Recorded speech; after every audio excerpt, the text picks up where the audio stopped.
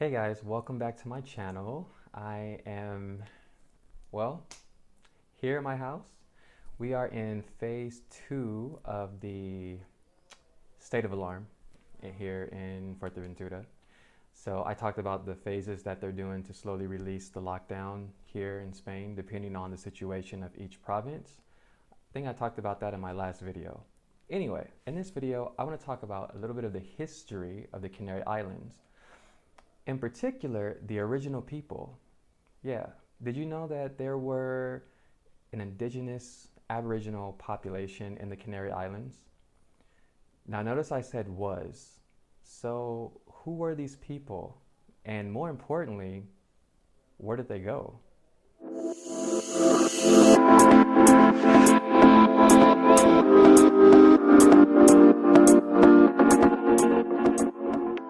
Okay, so if you are new to my channel, I want to welcome you. If you want to learn anything about Spain, how to get a visa, learn about the culture, history, anything, go ahead and subscribe.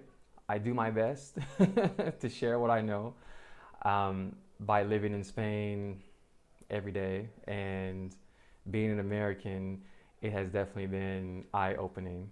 So when I came to the Canary Islands, the first thing that I noticed was that there were a lot of differences between mainland Spain and the Canary Islands. The way they speak Spanish, some of the words that they use were completely different. It was very similar to Latin America. But I also found out that there was an indigenous population here. They're called the Guanches, or Guanche people. The first thing I had to ask was, well, where are they? What happened? So I'm probably going to divide this explanation into 3 videos, maybe 2, I don't know, because it's a lot of information. So in this video, I just want to talk about the general topic of the Guanche people, okay? I learned about them with a friend. We went to the island of Gran Canaria and they had a museum, and they took us around the museum and we got to see the houses that they lived in, the tools that they've used, and we had to watch a movie talking about their story. So the Guanche people, they were basically ethnically related to North African Berbers. So they had similar appearance and their language was similar. There is not a lot of information about these people because a lot of it was lost. So there's only fragments here and there that people dig up and find. But basically they were the original inhabitants. Each island had a king and a queen, well, kingdoms. Some islands had multiple kingdoms. Tenerife was the most important and most powerful of the time. And when Spaniards, during the Atlantic slave trade, sadly, the Canary Islands were in the way when they wanted to go and get more slaves from Africa. When the Spaniards arrived, well, it wasn't a good meeting. There was a lot of conflict, a lot of fighting, and there was a princess. Her name was Dacil, and she is considered basically to be the Pocahontas of the Canary Islands. She was the first princess that was married to the Spanish settlers, the first one, and she was very young. But the Guanche people, they had their own political system, they had their own religion, their religion was polytheistic. They had a creator god and different gods for other things. They also had their own way to honor and worship their ancestors. They had tools made of stone, wood, clay. They liked wood jewelry, and everything was pretty intricate, actually. Now, this was about 700 years ago when the Spanish arrived. So the Guanches had been here for a while, okay? They were completely isolated. They did not have any contact with any other people until the Spanish arrived. They basically had systems where, looking at it, it kind of reminded me of Game of Thrones. For example, Tenerife had 9 kingdoms, and in between these kingdoms, the story goes that they would fight, you know, over, the best kingdom, who would win. Here in Fuerteventura, there was one kingdom in the north and one kingdom in the south. But once the Spanish arrived, the Spanish did try to enslave a lot of the people and convert them over to their religion, their language, and the kingdoms. Some of them betrayed each other to gain favor from the Spanish people. Some resisted.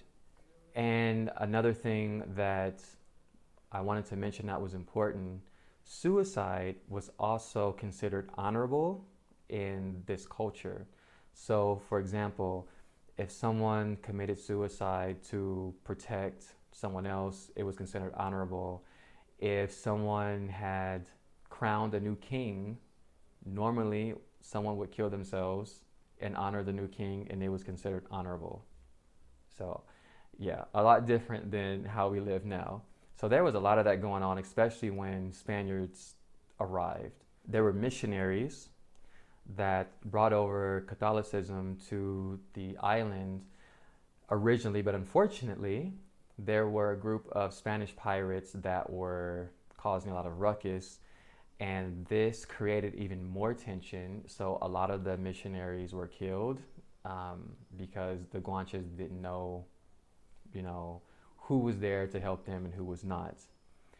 But ultimately, the Spaniards did fight with the Guanches. A lot of the Guanches died in the battle because they just couldn't, they had spears, you know what I mean? They couldn't fight against the Spanish. And they also died from a lot of diseases that were brought over from Europe, from Spain. Even though a lot of them died off, there were still some survivors. So what happened to these survivors? Well, they were forced to intermarry.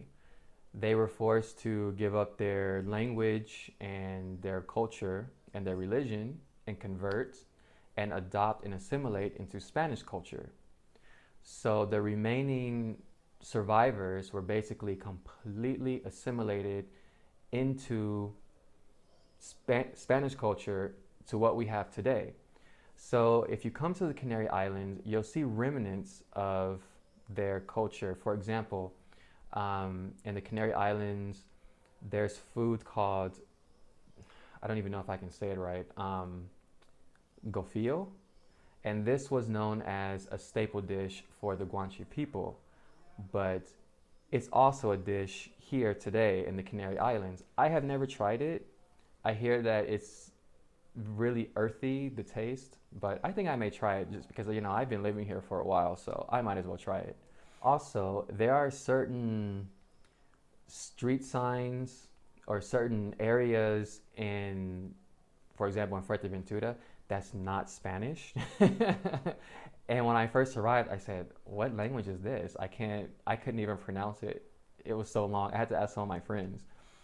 But you see that, and you also see remnants in the people, because there are lots of Canary people that are brown in color. Some are darker, some are my color, some are lighter. Because of the assimilation, you have Spaniards that, Canarian people that look completely white, or they may have children that take on a more Arab or North African looking appearance, and it's completely normal. When I was teaching English, I had a student, he was born here, and he's really, really dark skinned, but he's Spanish. And he told me whenever he goes to the mainland, people would always ask him, where are you from? Are you from the Middle East? Or are you Arab? And he's like, no, I'm from the Canary Islands. He told me he gets this a lot. So you see the descendants of the people here today. So if you come to the Canary Islands, you will see a huge array of diversity with the Canary people. And I love this. I love, seeing so many different types of people, and I had so many questions because I have friends, that are from the Canary Islands, and they're in different colors, you know what I mean? And I know it's like this in Spain too, in mainland Spain, but it's for a different reason. Here in the Canary Islands, the story is very, very unique. And I had no idea. I told my friend, I said, okay, can we learn more about this? And he's like, okay, let's go to the museum and see what we can learn. So I found it very fascinating. One thing I do notice here is that in the Canary Islands, it's so diverse. There's no different treatment of, this person is darker or this person's lighter. Everyone is the same. Everyone is the same. Everyone is Canarian or Spanish, and that's what I like.